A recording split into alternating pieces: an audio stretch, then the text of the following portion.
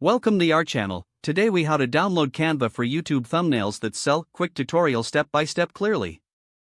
Open your internet browser. Visit the Canva website at www.canva.com. If you already have an account, click on the login button at the top right corner. Enter your email and password to access your account. If you don't have an account yet, click on the sign up button instead. You can sign up using your Google account, Facebook account, or your email address. Once logged in, you'll be directed to the Canva homepage. In the search bar, type YouTube thumbnails and hit enter. Browse through the template options available. Select a template that fits your desired style and theme. Once you've chosen a template, click on it to open the editing interface. Customize the text by clicking on the text box and typing your own words. Adjust the font style, size, and color to match your branding. You can also change background images or colors by clicking on the background section. To add images, click on the Elements tab and search for graphics or photos. Drag and drop any chosen images or graphics into your design.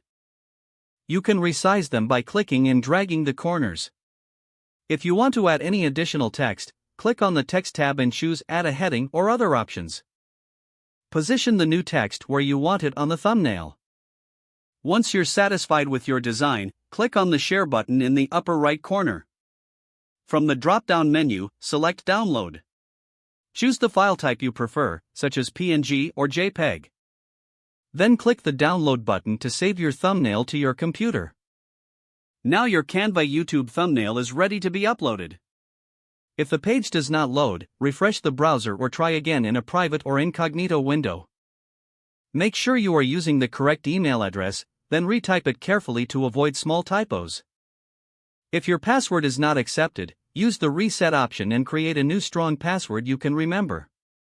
Check your spam folder for verification or security emails, then complete any requested confirmation steps. Enable two-factor authentication if available to improve account security and reduce unauthorized access risk. Don't forget to like this video and subscribe to our channel for more step-by-step tech guides.